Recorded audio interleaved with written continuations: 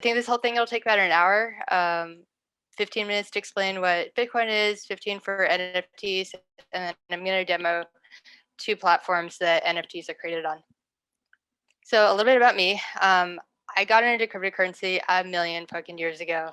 About 8 years ago, I started Spelunking with some friends of mine, which was a website where we were documenting our adventures through learning about Bitcoin. And we hosted early crypto meetups in LA and New York, and really got to know the scene. It was a lot of fun. We also threw Doge Party West, which was a party in Hollywood that was a Dogecoin party. It was at Meltdown Comics, and we had dogs running around, like Shiba Inus running around all over the place that you could tip, and we raised money for charity, and it was really fun. Like super way back, like in the 90s, I worked at the first bank on the internet, which was First Virtual. So got a really interesting insight to e-commerce and that kind of stuff.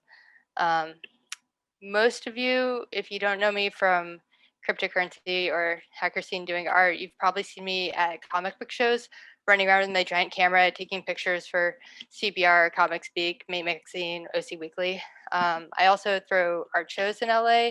I throw Ninja Penguin, which is kind of a big rave thing, like once a year. And I make indie comics super occasionally.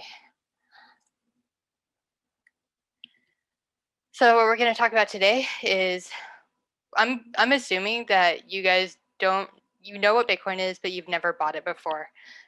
You're starting to hear a whole lot about NFTs, but it just sounds like a bunch of acronyms to you. You're probably wondering why people are spending stupid amounts of money on literally like just a JPEG that you can download for free off the internet. And I'm going to show you how to make it using OpenSeas and Atomic. So the basics on Bitcoin, it's a decentralized digital currency that's tracked on the blockchain. The blockchain is a distributed ledger, like a checkback ledger that everybody can see and verify. So it prevents a lot of fraud because everyone is agreeing that that transaction actually happened. It's peer-to-peer with no central authority. No banks are in charge of it. No countries are really controlling it, right? It's purely international. Because it's international, it's for everybody. One time I was in Croatia and I flew out there and I forgot like my debit card. So I couldn't use any ATMs or anything. And so I just went to like a Bitcoin meetup and was able to use Bitcoin to get local Kuna currency, which is really neat money with little ducks on it and stuff. And that's what they use out there. So I think it's really great for things like that when you need money in a cash. When you need money on the spot like that. It's just really quick. Bitcoin, you can get Bitcoin by mining, and so you'll see mining kind of thrown around a lot, but it's basically a specialized computer solving complex math problems. There's only a certain amount of Bitcoins in the world, so it's a scarce resource that grows in value. And that's why you'll see people talk about the price of Bitcoin a lot. It'll kind of bounce up and down as more are being found, more being bought and sold. And a lot of cryptocurrency reacts to things that happen in real life, things that happen in the news. And another common misconception is you can buy a part of a Bitcoin. And that goes for any cryptocurrency, but a lot of people kind of think that I think right now Bitcoin's at $60,000, that if you have Bitcoin that you have that much. And that's not necessarily the case. A lot of people just have like 0.00025 or whatever. And it's yeah, it's all done in fractions. So I kind of explained what the blockchain was already. It's the ledger, it's secured by math. You can download the entire ledger and see everybody's transactions. It's very transparent. For every computer that's kind of connected to it, they have to have a 51% consensus that the transaction is a valid transaction. And oftentimes that's somebody sending somebody else, like some Bitcoin. The technology there can be a lot of different kinds of Bitcoins, right? Or sorry, there can be a lot of different kinds of blockchains. You could be a country like I think Jamaica or Aruba is making their own kind of digital currency that's going to be the country's currency. and that would be kind of its own blockchain. You have Ethereum, you have all these different altcoins that are also on their own blockchains. There's probably hundreds of different coins in that ecosystem. The common ones are Litecoin. Ethereum is the one that would probably be the most important to you because that's what a lot of the altcoins use. But there's also NFTs on Hive, on EOS, on Wax, and those are also altcoins similar to Ethereum. Dogecoin is one that I've always had a long history with, and while every coin has a purpose, Dogecoin's whole purpose is to have fun with it, to be the training coin that people can just play with and not worry about because it's not like a super expensive coin. I think when you're dealing with Bitcoin, people get really nervous because they think the Bitcoin is very expensive, right? So when you're playing with these altcoins that might be worth a fraction of a penny, it's a lot easier to just kind of be silly and fun with it. There's a altcoin called Wax that people use for NFTs that I think fits in that category where you can just play with Wax and it doesn't matter nearly as much as Ethereum because Ethereum, there's a little bit more risk if you screw up. But and Wax is similar to Ethereum. Ethereum is like Bitcoin, but it's programmable. It has a layer that people can write to, and so that's called a smart contract. It's what makes these NFTs possible. And when you're buying these altcoins, be really, really careful of scams and do research on the coin. If you go down the path of just buying coins for speculation, not every altcoin is a good coin, and you want to research it. Make sure that in like 6 years or 4 years that it'll still be a coin that people will use for something. Even if the thing is a stupid thing, it needs to be used for something. There's a lot of dead coins out there too. So you buy cryptocurrency on a website that's called an exchange. Different countries and states will have different rules on what exchanges are allowed to work in those spaces.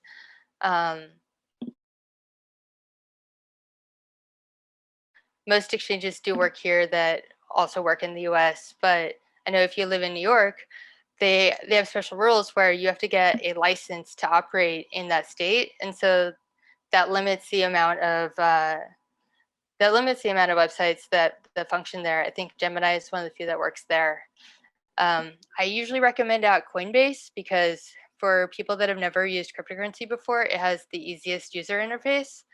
Binance is a little tougher for people to understand, but it has a lot of coins, a lot of different altcoins. Kraken, I think, has a pretty good interface and a good variety of things. I like to buy altcoins on Bittrex, but again, the UI is a little tricky. Another way to get crypto is through Bitcoin ATMs, and increasingly they also have Ethereum and other coins on them, but it depends on the ATM operator, and you'll see those all over the place in like gas stations and stuff. The drawback to using the Bitcoin ATM is that the fees are really, really high.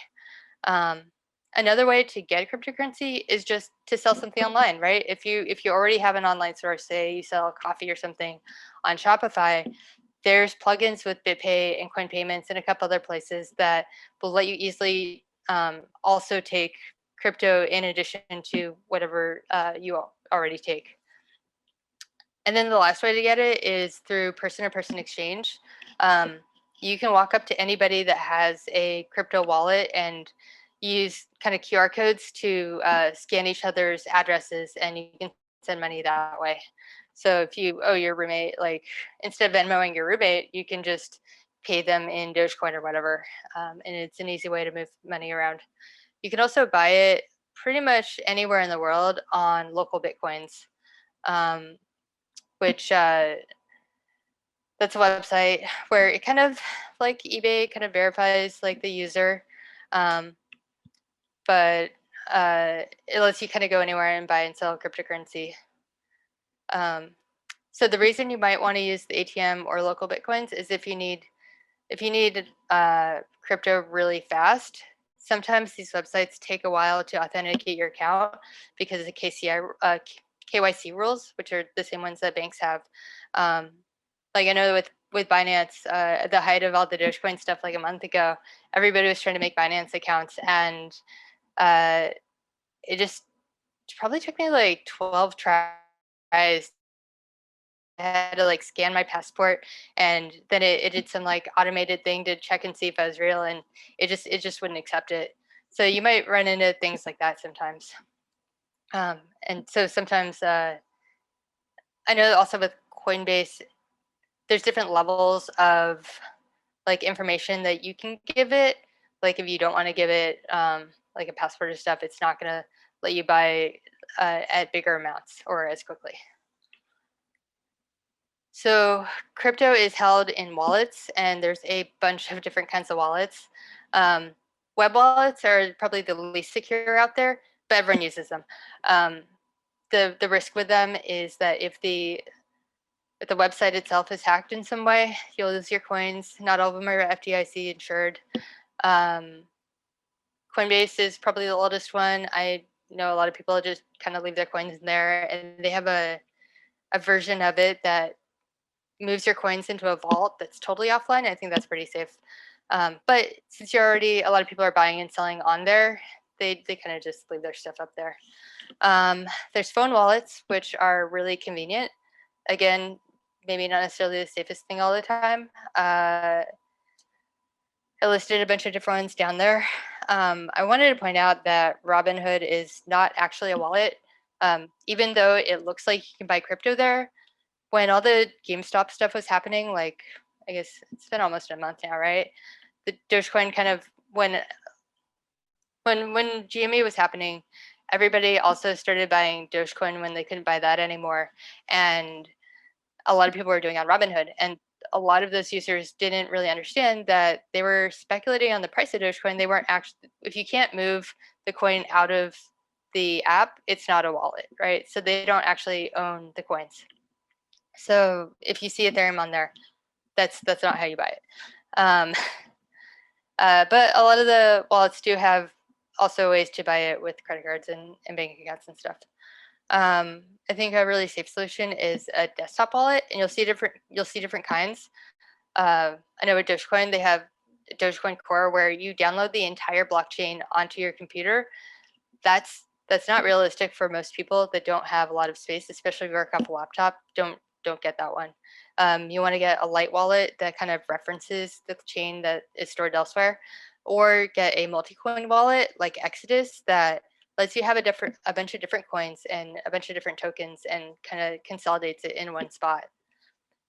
Another way to store your crypto, if you're doing this for long term, that's pretty safe, is Trezor or Ledgers, which are kind of like little USB sticks that have extra security features built into them that let you interact with your crypto.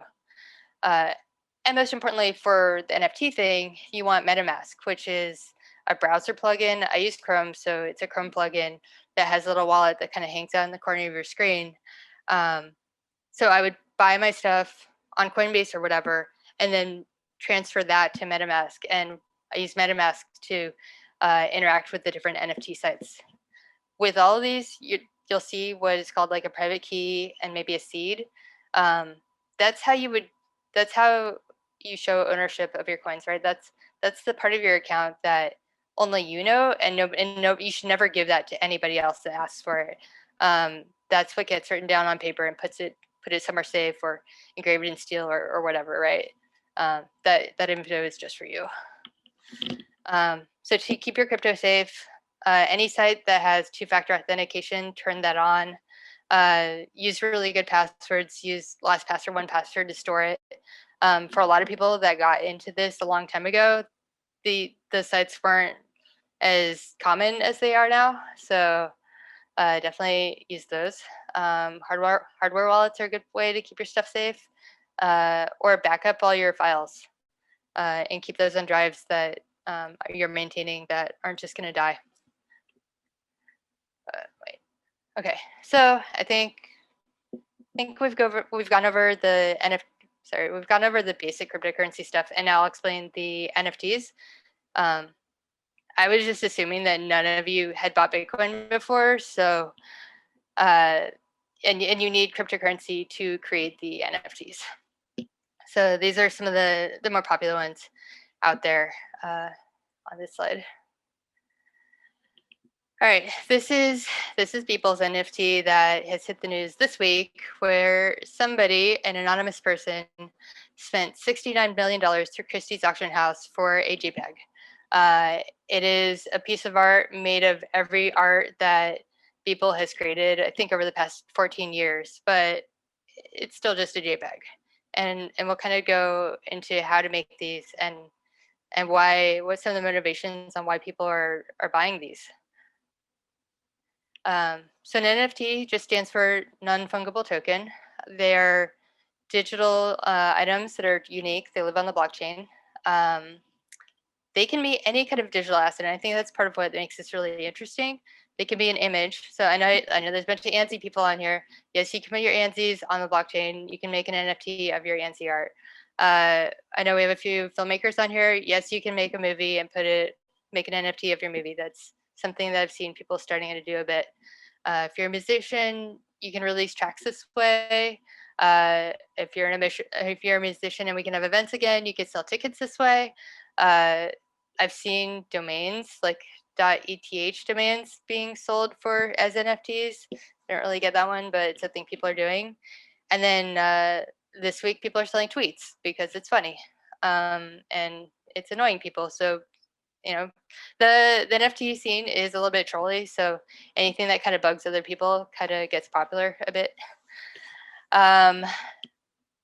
Probably the main thing that people are excited about NFTs is that it's not really about the digital asset itself as much as who it's tracking the ownership of that object. So yeah, I copy and pasted that Beeple JPEG, and anyone can do that. Anyone can zoom in and look at it, right? But one person, the guy that spent like $69 million, whenever he publicly says he owns it, he's the guy that says he can own it, and it's tracked on the blockchain, right? And nobody can argue with the fact that he owns it.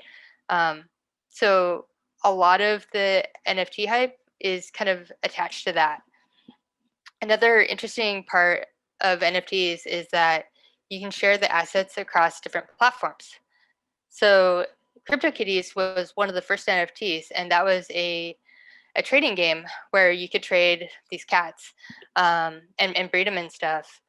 When I got into NFTs and I opened up, I logged into OpenSea, I saw my CryptoKitties there. I hadn't seen them in a really long time, so that was just really neat. That's something that I kind of messed with years ago, just lives on and exists in this space. So so NFTs, they live on the blockchain. That's kind of like one layer, right? But the layer on top of that is called a marketplace, and that's where the art is actually bought and sold, right? There's a bunch of different websites they're human readable. They're not you don't have to know programming anything to interact with them, and it's where people can come and buy and sell the NFTs. Most of them, if not all of them, use your browser wallet like MetaMask to log in and interact with them, which is kind of why I'm doing this walkthrough, because I feel like MetaMask is where people are going to get stuck.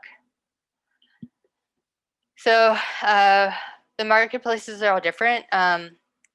Some of them, they all have kind of different features, right? So Atomic, which is one of the ones I'm going to show you, lets you create collections more like trading cards, right? Where you can have one of 1,000 of your piece of art, right? And so somebody can just spend $1 and buy your ANSI or whatever, and collect it, or your person that's really into NFTs or really wants to support you as an artist can buy the $1,000 version of that art and have something that they feel is rare and can be proud of.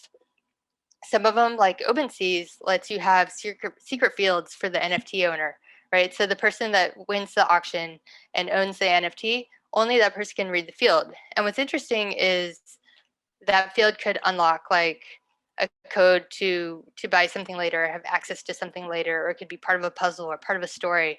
In that it's a little bit limitless, right? It's just a text field. So that could be really interesting. A lot of NFTs are just parts of a game. There's like virtual worlds where you can buy outfits and houses and stuff. I mentioned CryptoKitties earlier. They were some of the first NFTs. So the interesting thing about CryptoKitties was everyone was buying these digital cats. And this was, I think, like 3 or 4 years ago. And I was part of the beta, so I got a really rare cat. I got a couple of really rare cats for cheap that could breed unlimited kittens. And most people couldn't do that. It would cost them money to buy a cat, and people were dropping up to a couple grand to buy these cats. So many people were buying cats that within a week they crashed the entire Ethereum blockchain. And so, say you were a startup trying to do super serious startup shit on Ethereum, you just couldn't because everyone was like trying to make kittens. And so that was really funny. But when you have a bunch of people uh, breeding cats on Ethereum, every time you do a transaction, like you get the cat to breed, uh, you have to pay what's called a gas fee. And imagine that every time you're requesting that your cat breed with another cat, and everyone else's cats are kind of doing the same, they're being pushed in line. So you pay more gas for your cat to be at the front of the line, and that's how some, instead of a transaction costing like $1 to kind of go through, you'll see it. I think yesterday somebody said it was like $300 for their NFT transaction to go through because everyone was trying to do things on that blockchain at the same time. Um, and so after about a week, people just stopped playing CryptoKitties, and it faded away. Some people still did, and so it was still worked on, but it wasn't nearly as popular as it had been. The company that made CryptoKitties got a VC infusion of money and went on to create the NBA Top Shots, which they're more like typical trading cards, right? They're basketball cards that I think capture specific moments in time. But that's really half of why NFTs are really big right now is because everybody got really bored during the pandemic and started trading Top Shots. So about 3 years ago, I was at some cryptocurrency conference, and um, there were a couple NFT marketplaces coming up, but it felt like you had to know somebody to get in, right? They all had like an email address you would apply to, and it was just a really new thing. There were really only a couple artists making stuff. These days, the ones on the left are all gate kept, right? So you still have to apply to them. The collections are a little bit more curated. It's more like, say you're the guy that made Nyan Cat, you're probably going to release Nyan Cat on one of these platforms, right? Or say you're a well-known Marvel artist, right? You probably want to apply, show off your portfolio, and get verified to release your NFTs through one of these systems. But for most people, I really like OpenSea because anybody can go and make an NFT. Like you don't have to wait; you can just kind of go in and mess around with it. Um, OpenSea also works with different other marketplaces. So you'll see if you mint your cards on Rarible, they'll show up on OpenSea, and I'll show you that in a little bit too. And remember, they all have different rules. Um, One really interesting thing about NFTs is that artists have the ability to get royalties, and that's not something that was even possible before. All of these different marketplaces have different rules on what percentage they're going to take and what percentage royalty, or if they support royalties at all. But when you sell your NFT, you'll spend money to create your NFT, but not that much, just like a little bit, right? Then when you sell it, either you'll put it up for sale or you'll put it in an auction. After it sells, if that buyer flips it and sells it again, you still get a cut. And that's something that like wasn't really possible before that a lot of people got really excited about. Um, so say you don't want to deal with Ethereum. It's too expensive. The gas is too expensive. Uh, the marketplaces are requiring the minimum be like 1 Ethereum, and you just want to start collecting, or you just want to make a bunch of stuff for fun. I would just start looking into these other marketplaces, especially if you already have some of these altcoins and it's something that you're into. Like, say you have Wave from way back, you can go on Sign Art and spend your Wave to make NFTs or start collecting them. I made some on Teslas the other day that some local friends were really into. Uh, a bunch of my old Dogecoin friends really like Atomic Hub, and that's That one is on Wax, and there's Garbage Pail Kids, I think, that are doing a lot of stuff on that. Yeah, and they all have different benefits. So the main benefits is that it's way cheaper. It feels more like you're trading in a comic book store than a super fancy art gallery. Like especially Nifty Marketplace, that's where you're going to drop $200,000 on an NFT, because you'll have these high-end famous artists there. Because not as many people are on the smaller chains, I think it's easier to stand out, and they're just a lot more fun. The drawbacks is if you're really new to crypto, the UX is designed by programmers that are very immersed in this world and don't know how to make something that is super easy to use. You'll see a lot of crappy meme art that might be funny to like 3 people. There's nobody really curating in there. The prices, you're not going to make $1 million off your piece of art if you're doing an OX. I mean, maybe one off here and there, but I don't think anything's going for that kind of money on those places. There's less volume, and the coins themselves are harder to get. So I spent like the last week, well, I spent the last month kind of really looking at the NFT world and trying to understand how to make them and what each of the marketplaces do.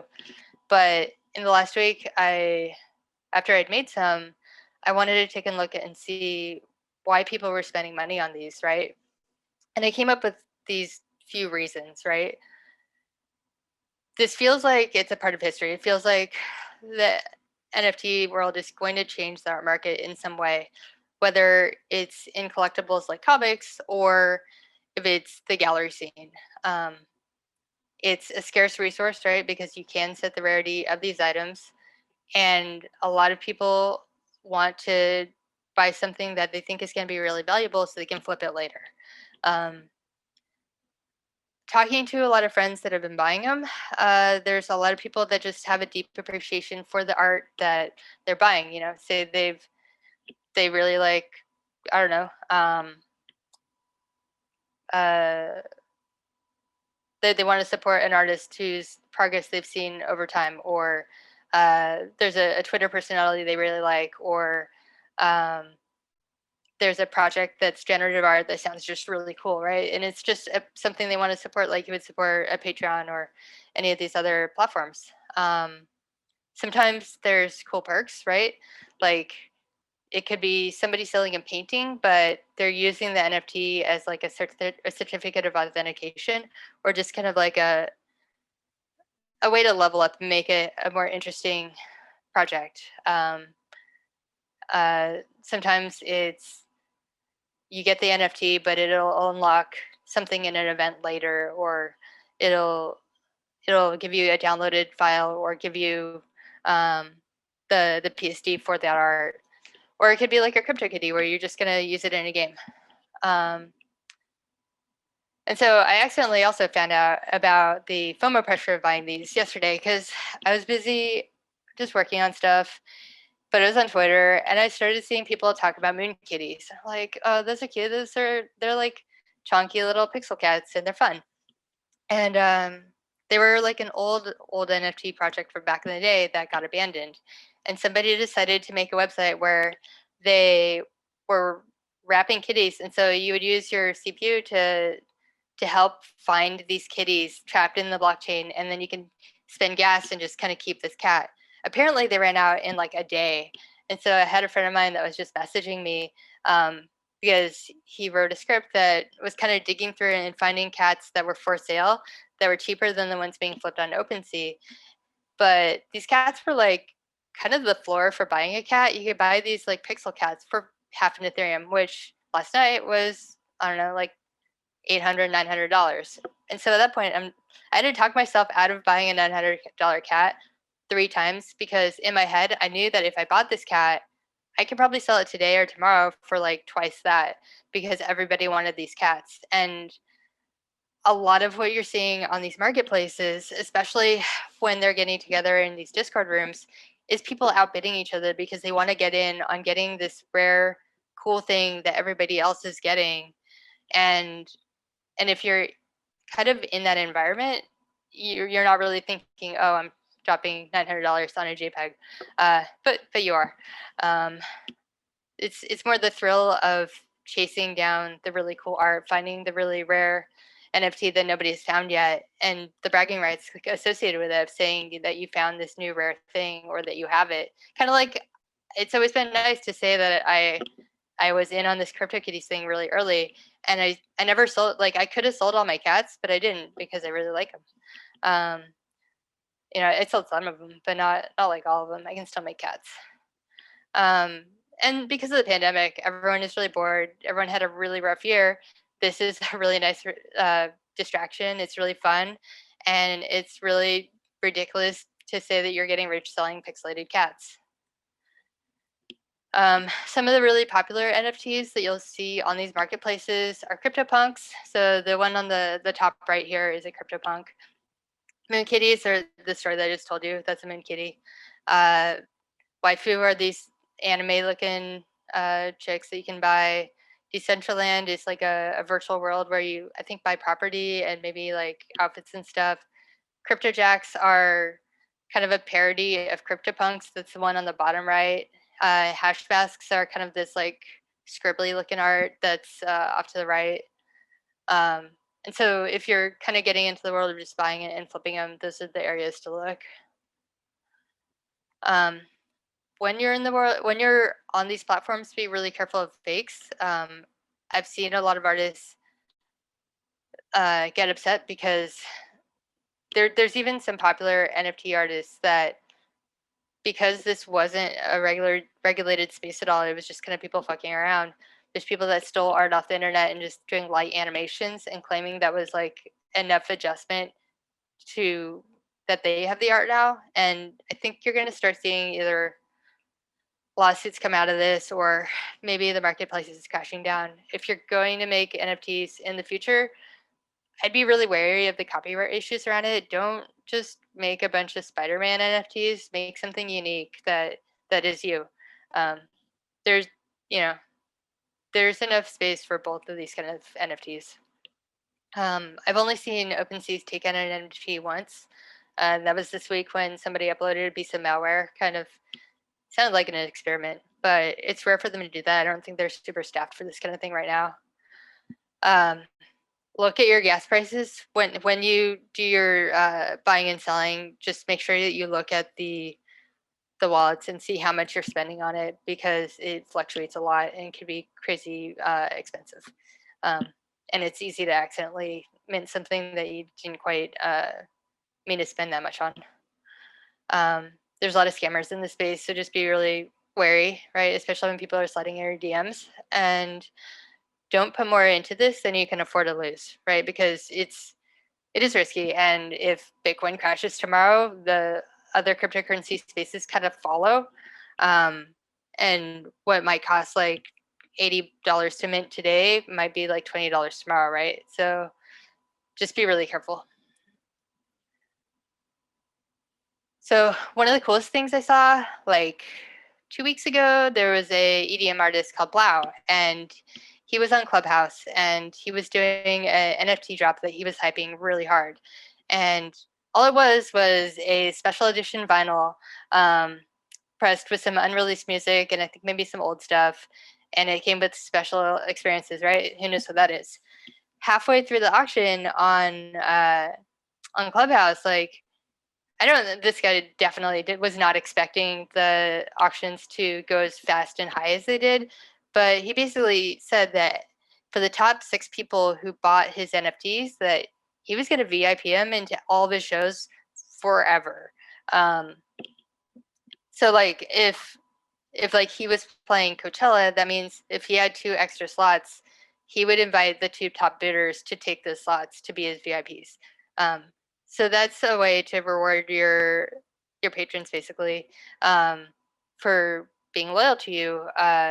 Would be to do perks like that. Maybe it could be convention, something special at a convention, or access to a party, or special meetup, or something like that. Um, Another thing I noticed was most of the bidders that were bidding on this guy's stuff all knew each other. I don't even know that most of them are really necessarily into the music as much as like it was an interesting thing that this guy was doing. Oh yeah, I guess this is more crypto warning stuff. When you're moving your money from like Coinbase to MetaMask, or anytime you're moving cryptocurrency at all, cryptocurrency usually doesn't have an undo button. So just double check your wallet address, because the addresses are many characters and they're usually just a jumble of characters. You can check the first and last few to kind of just verify that you've captured the whole thing when you cut and paste across. You usually have to buy from one website and transfer it into a wallet uh, that you're using for in another spot, right? So you're buying from Coinbase or somewhere, you'll move it to MetaMask to create your NFTs. And just don't keep too much money in these spaces online. When you're sending it around, it's not always super immediate. You'll see something called a confirmation, and that's just the computer's way in the back end verifying that the transaction is secure and went through, and it takes 6 or 7 is pretty secure. And mostly because I didn't really want to show off my Coinbase account. When you go into MetaMask, which is going to be a drop down in the upper right corner of your Chrome window, you'll want to go to account details. That's where your actual like Ethereum wallet is. And then so on Coinbase's side on the left there, you would copy your MetaMask address over to it. I think it's pretty, Coinbase is really easy to use, right? So it's pretty self-explanatory and you're buying it. But to transfer it, you're going to hit send and you're going to send it to your MetaMask wallet. So I'm going to jump off of the slides and actually show you how to use OpenSeas. And after that, I'll take questions and stuff. Okay.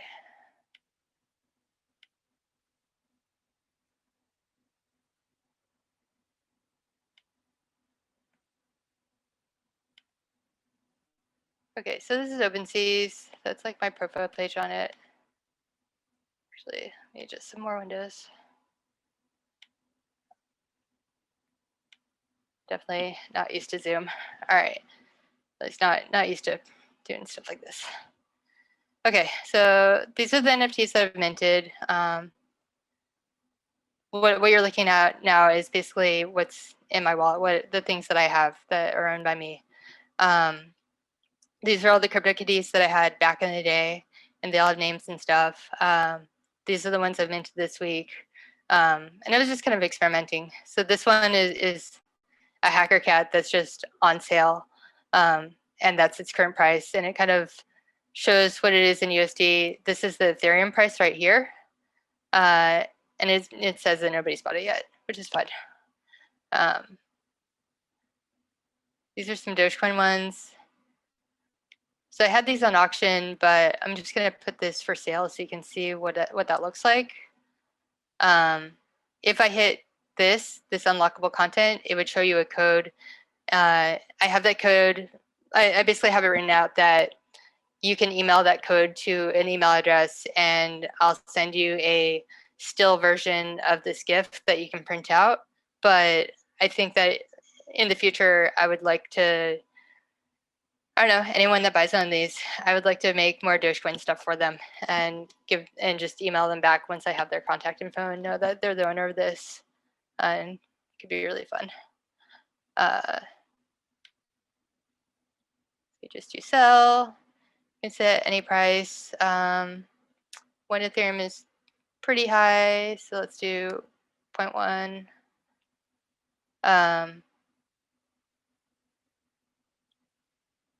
You can set it to private, where like say you do a Twitter giveaway or something. That's where you would want to use this, where you can set it private and you can sell it to just like a single person. You could schedule these. So say you're doing this for work and you're maybe making a bunch of NFTs for a drop, and you want to focus on hyping your drop, you can just kind of automate when these get posted. You could set it as an auction this way, set a reserve and a minimum. It's pretty similar to making an eBay auction, and set what day and what time you want it to end. You can make a whole collection where it lets you select a bunch of NFTs and sell them together as like a trading card pack. But for this one, we'll just do an easy one. So over here, the way OpenSeas works is, this is something they started like maybe 2 weeks ago. Instead of charging a gas fee every time you make an NFT, which can get really expensive if gas is like $20 or $40. A lot of artists can't afford that, and they're not sure that there's enough demand for their art that it'll sell immediately. So to kind of get around that, OpenSea's basically said, pay 2 gas now, and all of your uploads are just going to be free. I think because of that, when the person buys it, they're really absorbing the gas price that the artist isn't paying, but it's a lot easier for artists to be onboarded. This part here is the royalty. So every time, I think that's where every time the piece moves, this account will get 4%, but OpenSea also pulls in 2%. So it costs like 6% of the total for it to move from person to person. Anyways, so we'll just list it. All right, so this is pulling up MetaMask, right? So MetaMask is the web wallet. I have a little bit of Ethereum in there, and I'm signing it. I'm basically approving it. That's what signing it is. So every time you do something on here, you'll see the MetaMask pop up, and you'll have to interact with it. If you ignore it, or if you don't see it because it's your wallet's in another window, then your transaction just isn't going to go through, and you'll probably be confused for a little bit. So right now it's set at basically $200. Somebody can buy a Dogecoin. If you wanted, say I wanted to make it much cheaper, I could hit price stop and make that happen too. So you can view it, you can transfer it, and you can share it. So say you want to pimp it out on Twitter, you just click that, copy URL, and then you can tweet about it. So, so with this part here, that means that my collection is unverified.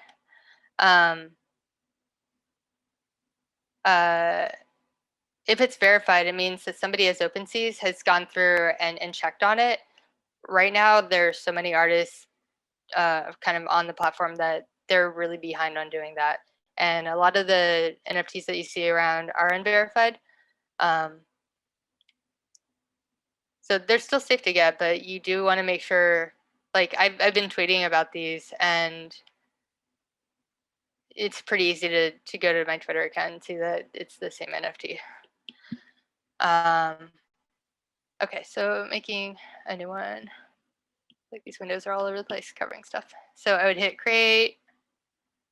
All right, so I have 2 different collections, right? I'm gonna make a new one just so you can see what that is. I don't really have a good logo for it, but let's see if it'll just take one. The logos you can change out, so it's fine. I'm just gonna call this paintings.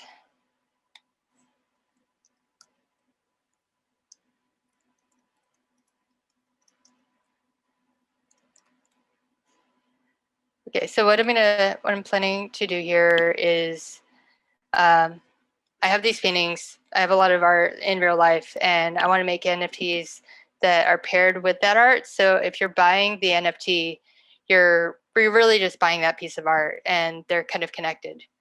So that painting is on my wall. I made it over 10 years ago. Probably one of my most popular paintings. So if I want to edit it, I just sign. That's the MetaMask again. So I can just put whatever here for the featured image. I'm not really messing with it right now. I put a better name up. I think it didn't like that because somebody else also used that name. So I'll just customize that a little bit. I'll just change that to Pinguino Paintings. Okay, and this is where I could put in ways for people to find me easier. Okay, so this is a royalty thing. So I really forgot what a good one is. Let's do 2%, 2.5. I don't have that in front of me right now, so let's just, actually, yeah. All right, MetaMask. Account details, copy. Sure, put it there. That's fine. Okay, so if I wanted OpenSea to take a look at it and verify it, I would do send it to review here. Because I'm not done uploading to the collection, I don't want to do that. Yes. Okay, cool. So now we have a collection and we can start adding items to it. Okay, so this is where it'll support all of these different file types. They're pretty extensive. It has a max size of 100 megs. So you're kind of just doing a preview of your actual art. And say you were going to have like a full movie, you would have a link to that movie in the unlock space. Nothing, I'm pretty sure nothing in here you can actually edit later. So as you're naming stuff, just make sure it's like the final name or the final link that you want to use. Otherwise, you have to delete it and make it a new one. So Angry Cat is the painting. Angry Cat. If I wanted to link to more about this, I could. I don't have that really ready. So I'm not going to do it. For inch.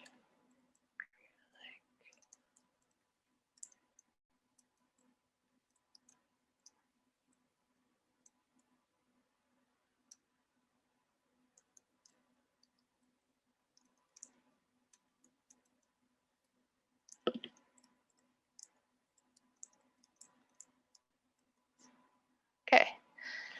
So the fields here, when you're building out like trading cards, that's where you could set the different properties. If you were going to make like a fun CryptoKitty where you want to define this NFT has a certain color eyes, and that way when people are looking up traits that they want to use to make a rare kitten, they can look for cats that have green eyes, and it becomes like a searchable field. You can add different speeds and stuff, like with trading cards, right? Like different stats, like D&D character style. You can add, this will show up as like a bar, right? So 5 out of 5, it'll be a full bar. 3 out of 5, it'll be like half full. This particular NFT, I'm not really doing that kind of stuff with, but the cat one, I did a bunch of these. So right now, OpenSea only lets you do 1 out of 1. So each NFT is very rare. I think that's part of why a lot of the NFTs on here are more expensive. But eventually they'll do the trading card style ones where it'll be like 1 of 100 or 1,000 or 20. Okay, so it's made. You can visit it or you can sell it. So let's take a look, make sure it looks okay. That's a cat. Oh, except that I screwed up and I didn't have the unlock code filled out. So let's figure out how to delete this. No.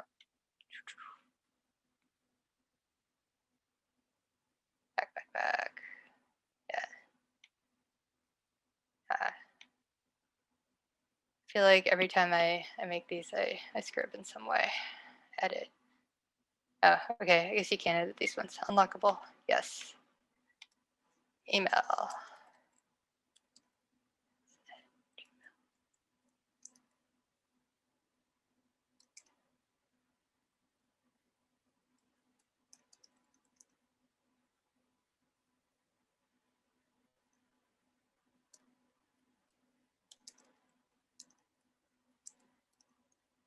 Okay, I'll actually, so you can delete it here. I will probably delete it after this because I would probably want to pair this with the code that they can grab, and I don't want the 40 people that are watching to, I mean, I know most of you won't, but I don't know who all is on the Zoom. Okay, submit, yes, done. Anyway, so yeah, you would want a code. I think that if after it's sold, then you can't really edit it though. Okay, so I'm going to put it up for auction and then delete it. Sell. Highest bidder. So one of the reasons that the NFTs are really expensive is there's doing a mandatory reserve price of one Ethereum, which is about $1,700. You can still make an offer on the NFT and still get it for cheaper than that, especially if it seems like nobody is buying the auction. And you can start it for lower too. So I've been starting them at 0.5, ends in 5 days. More info about how it's happening.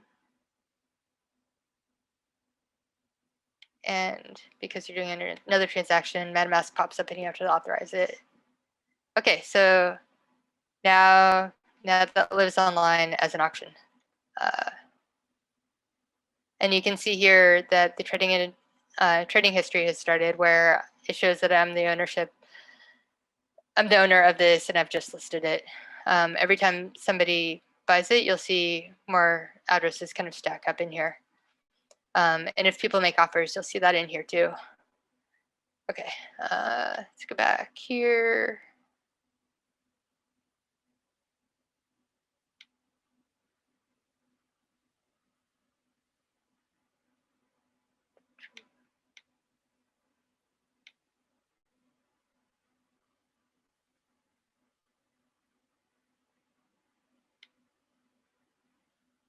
Okay, so cancel listing to delete it. Yep. And MetaMask pops up again. You want to hit yes. Okay, so that time, and I know I flew by it, but it charged 20 gas because that was a transaction. That was not just me listing it for sale, so it was $20 to delete it. But it's fine. It was not super happy about that. Okay. So I can just edit that later. Anyways, that's roughly how you make one in OpenSea. Over here, you can kind of see the different collections that are popular right now. If you go into trending collections, you'll see what people are really interested in buying and selling. You'll see new pieces that are just being kind of highlighted on here. You'll see how much time the auctions have left. So the prices here are all in Ethereum, so keep that in mind. So like I'll pick one of these cats and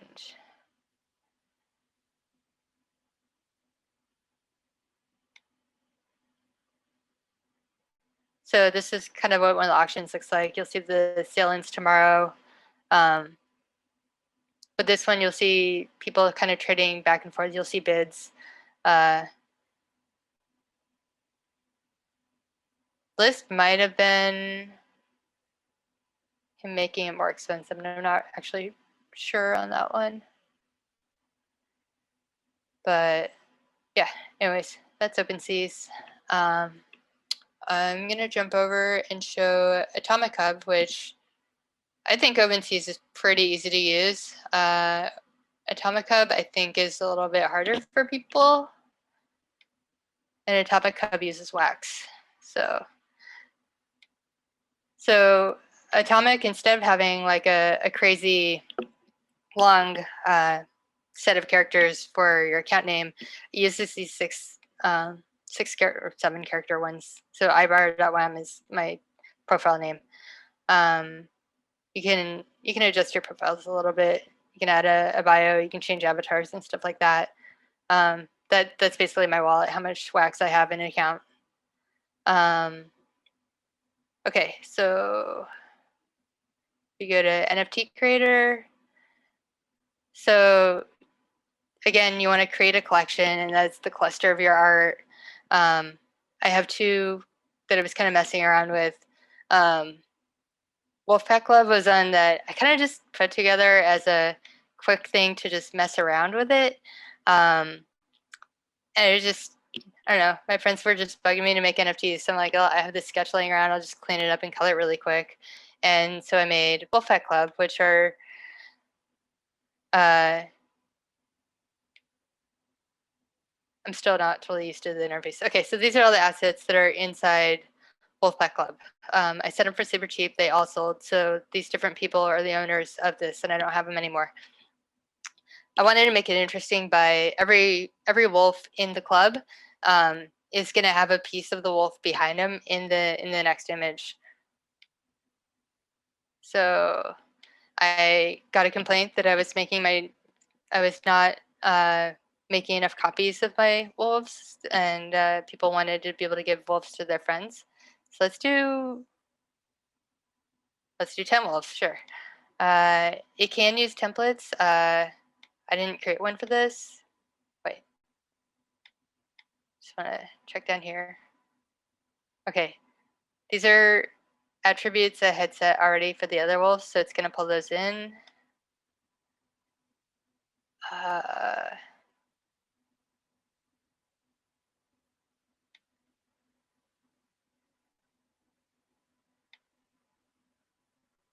Okay.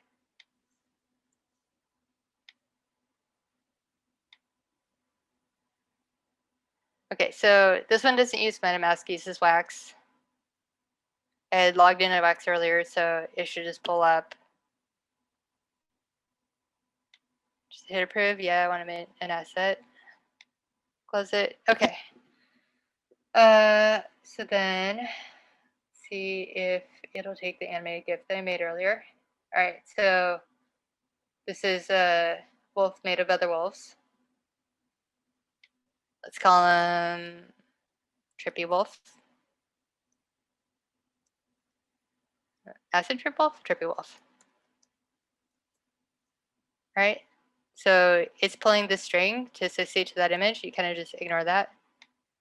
You can set a rarity. The fur is glowy. Yeah, glowy is probably the right word for that. And I'm signing it basically. All right, so now we have 10 wolves. All right, cool. All right, and so I did another step of this transactions. It's going to pull up this again. You can have it auto sign, but I just kind of want to see what it's doing, so I just let it keep popping up like that. All right. So I think that is created. Yep. All right, so now I have 10 trippy wolves. All right. Yeah, there we go. Okay, list on market. Now that's me selling it. So let's sell it for $2. Yeah. Great. How much are trading cards these days? Yes, that's fine. It's just doing it for fun. Okay, so by pulling it to USD Wax, I don't have to go up and look up each time what Wax is worth in USD because I do not have that memorized. All the collection fees and marketplace fees are kind of automated, so you don't set any of those on this particular platform. If I wanted to auction it off, I could go hype that up on Twitter, but I'm just gonna sell it and just kind of post a link and people can buy it if they want, right?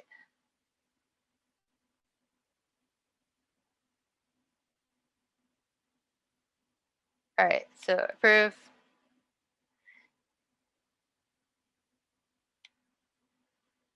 All right, cool. So that's now on sale. People can buy it.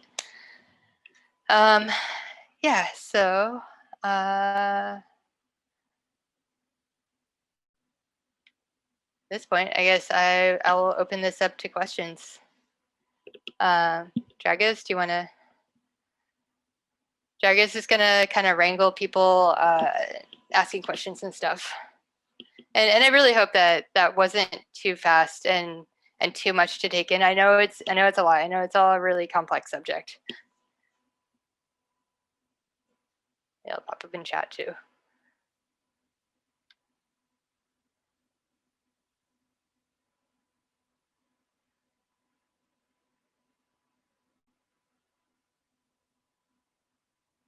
Hey,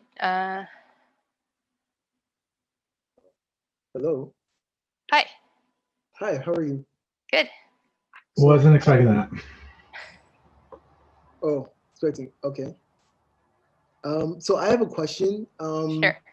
And correct me along the way if I'm wrong. So I see what you were doing with OpenSea, and I'm very, very new to the space, and I did kind of start with an account like on Rarible and OpenSea. I haven't actually minted anything yet. only because like, I'm still kind of curious about that. So you've helped me so far kind of understand things. But recently, I was invited to Foundation, Yeah. and someone else that I know too. They were kind of talking to me about how high the gas price was. Yeah. And you were mentioning how some platforms you can like show art from one platform into the other. Is that accurate? So if I put something, say like on OpenSea, like you're suggesting, can I have that same item on Foundation? Or do I have to like mint it again? I think OpenSea's it's probably more the opposite. So different marketplaces will kind of program in the ability to see stuff from other ones. So on Rarible, if you mint on Rarible, it'll show up in OpenSea's. I don't think the vice versa is true, or at least you can't. They don't interact totally the same way. So I'm not actually sure if Foundation will work with OpenSea's. Okay. You'd have to look on Foundation. Foundation is one of those gatekept kind of newer communities too that it's probably not going to be visible on there. Just I haven't seen any Foundation stuff pop up on there yet. Okay. So then, Foundation aside, then what? I guess the question I'm having is that, like, do you have to mint twice, or can you just mint once and then? You don't want to mint twice because if you're Oh, you if can't. you're uploading the same art in two different Right, places, right. you're diluting your super rare JPEG, right? Like Got you. Okay. already the concept is a little ridiculous that we're putting JPEGs up and making them really rare.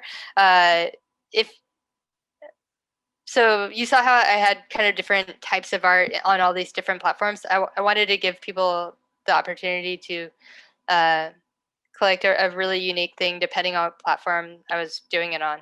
Got you. Like I have a bunch of, I was planning to do Anzi cats on Wax, and so everyone just could have pixel cats and stuff. But the Dogecoin stuff, because I knew that had like a bigger audience, I did that one on an OpenSea. Because I just felt like the audience was a better fit for it. Got you. Okay, so yeah, that makes sense. Thanks. Thank you so much. No problem. Hello. So I'm going to take a question from Tom and then go through the chat questions that I see there pretty good, and then we could go back to more of the live ones. My quick question was, can you sell a physical piece of artwork? And it sounds like from the record example, yes. Yeah. And Violet here, who is just finishing her bite of food, has a question. Hi, Violet. Hi. Okay, Violet, what's your question? Can a 7-year-old make one of the cat art things? CryptoKitties, you're talking about. CryptoKitties. Wait, what? Can a 7-year-old make a CryptoKitty? A 7-year-old could buy a CryptoKitty. Okay. But the CryptoKitties are created by the people that are part of that collective. So maybe you're asking, can you sell your own artwork as NFTs? Yeah. Yes. Say you wanted to draw your own line of cats, like your own kind of art cats. Anybody can put their own artwork on the internet as an NFT.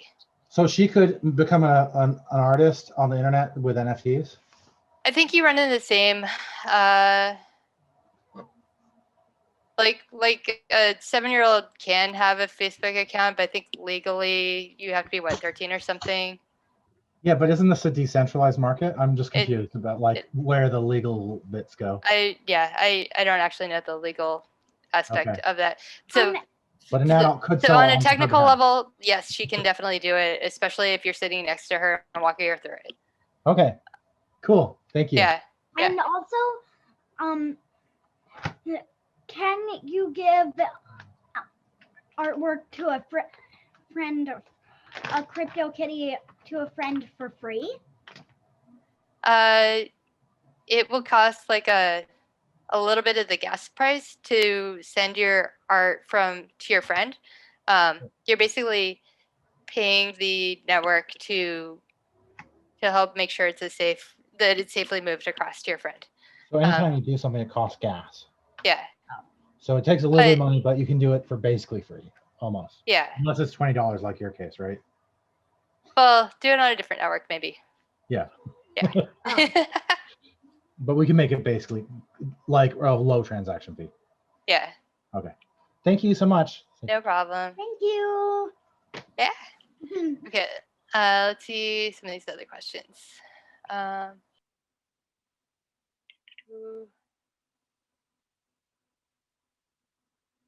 are they sold? I think we went over those. Oh yeah. Ethereum gas station is a really good way to find what the current gas prices are. That's a really good website for that.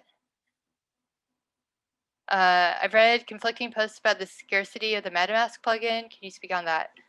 Oh, on the security. I haven't really seen anyone complain about that, and yeah, that's not something I've really noticed too much. I think with all of these web-based wallets, just don't leave like $100,000 in there, right? Just leave in how much you're going to use. The royalty and residuals are not done on MetaMask. That's per platform, right? So OpenSea's is going to have its own rules for that, and it's going to have its own secondary marketplace. They're trying to make it so that you can resell like things from Rarible or other place or CryptoKitties onto OpenSeas, but it doesn't work vice versa, right? So you can't go on CryptoKitties and see your Rarible on NFTs or anything like that.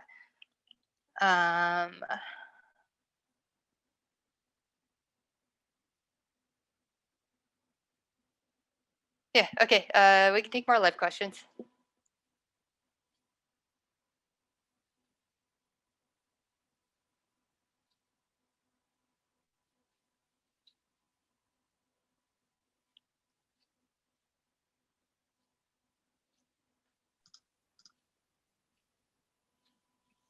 Hey, how's it going? It's Jedi. Hey. So quick question about the gas prices and exchanges. Is there a better time of day, you know, when the markets are, I don't know, softer or something where you can kind of avoid some of the higher fees? Or what's the rhyme or reason to that? I know with I tend to watch more the price of Ethereum than gas prices. I know that yesterday the gas prices were going crazy because the Moondrop thing, but by the time I was really looking at it like 1 in the morning, it was more chill. And you'll see more activity when the US is awake versus other areas. So yeah, if you do your drops at night, it'll be a little bit better, I think. Especially since you can create them like super late at night at 2.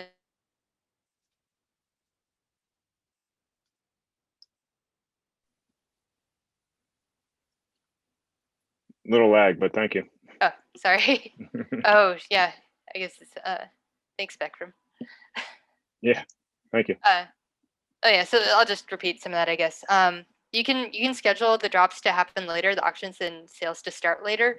So if you are noticing that the gas prices are cheaper at like 2 in the morning, which depending on what is happening in crypto that day, that if a bunch of people are really busy trading, there's a big drop, there's something exciting happening, the gas prices are going to go up in kind of reaction to that. It's not a generally it's lower at night type of thing. It's more if a bunch of people are pounding on the network to make something happen, that's what makes it go up. Sure. In general, it's really expensive right now just because everyone's really interested in NFTs. Whereas a few months ago, there just wasn't this much activity in this space. Yeah, it surged tremendously. Oh yeah. Cool. Thank you. Yeah, no problem.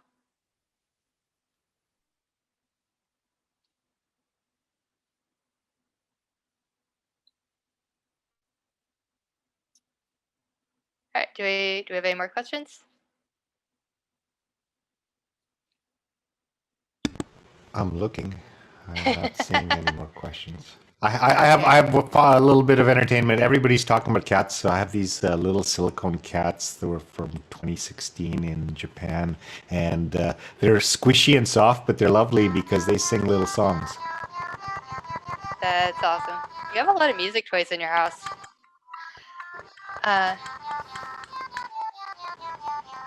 Anyway, that's it. Wait, Mike had a question in chat. Oh, hey, somebody's raised their hand. I'll shut up now and get out of the way. Hold on. Oh, okay.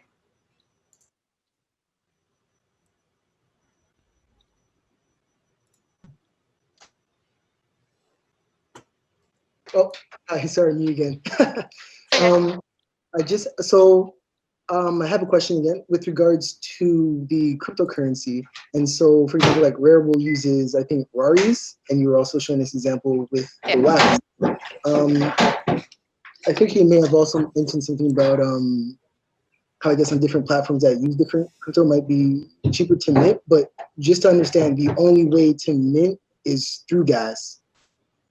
Is that okay? So, I believe so. I okay. haven't tried using Rary yet because I've mostly been doing Atomic and OpenSea. Okay. And so with the wax, when you're getting on, do you have to like get Ethereum and then convert that into the wax? Okay. So there's Yeah, so that's why I was okay. saying that while Atomic is Almost there. like a smaller and faster platform, it's harder to use because you have to go through that extra step.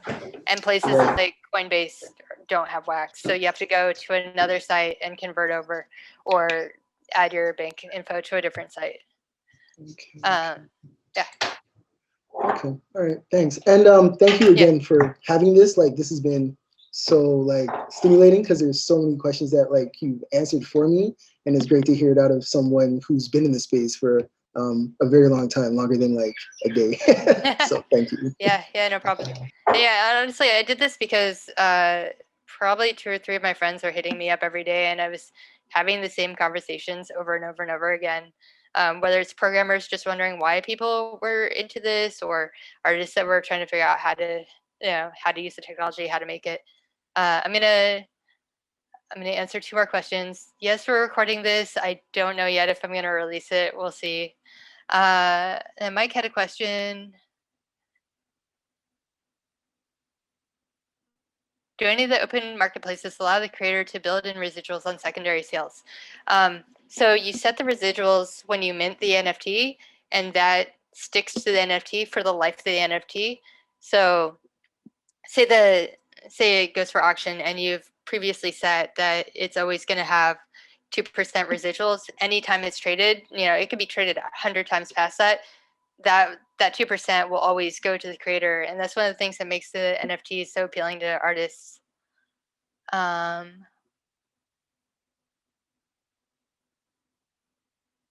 Is it frowned upon to get the same or similar series across both the OpenSea and Atomic to reach a different audience for the same root asset? I don't think very many people are doing it because it's kind of a dick move to do, right? Like you're diluting your own scarcity, and the people buying your art is still a fandom like any other fandom. They're the same people that would buy your comics or go to your art shows and buy your pieces, right? And you don't want to penalize them by making your piece the same thing that you're doing everywhere. It's not special because somebody used a different currency to buy it. It's special because it exists as an NFT. Do any of the open marketplaces allow people to buy with a credit card or PayPal and not have crypto first? That one I didn't have time to research. I'm really guessing that at a place like Nifty, you can use a credit card, but I'm not actually sure. Do I have an affiliate link to Coinbase? I do actually. I don't really want to lock in and go grab that right now, but I guess I will tweet it after this. Okay, you can on Nifty and mostly gated marketplaces. So yeah, so a lot of these steps you might not have to deal with if you're on Nifty then. And Mike says it's part of what makes it more accessible and hypes the price up. Yeah, that makes sense. But there's still a lot of people jumping around on all these other spaces too. Do we have more questions? Yeah, I have another question. If that's Sure. okay to ask here. Yeah, thanks for answering that previous question about like the multiple exchanges. Because for someone like me, I work in a lot of different styles, so I'm not sure if it'll help me or hurt me to stay on one exchange or like kind of brand myself differently with different collections on different exchanges. So I'm not really sure if there's like a strategy to that. Like I have some like more high fidelity stuff and some more like meme stuff. Yeah. people kind of just like, yeah, how would you approach that? Honestly, I would, wherever you think your biggest audience is, I would take all of your serious art and put it there and put most of your focus on marketing that. But if you just want to trade memes with friends, do that kind of on the side. But yeah, I wouldn't have all your professional facing stuff going towards the meme art. I would really focus in and try to make the higher end art you're doing special. How do you split your art across the different exchanges you're part of? I specifically had a bunch of friends poking me to do art on wax that they could just collect for fun. That wasn't something that was gonna be. I mean, there's a little bit of the rarity there, but it's kind of the difference between throwing an art show at a comic book store and throwing an art show in a gallery, right? I see Nifty and Rareable and all of these places, super rare, as more higher end art galleries, right? Especially the more gate kept ones. They feel they have a nicer experience. The art is priced more. You're more careful when you're uploading it. You're more careful that the art is higher quality. Where a lot of the other marketplaces, it is more memey, just like, let's just see what happens when I throw this up, or they have a community that's just very silly and they just want to have something to trade around with their friends and stuff. That's a lot of what you'll see on these smaller marketplaces. But I think there's a lot of opportunity there too, because you're not competing with necessarily people like people. That was super helpful. Thank you. Yeah, no problem.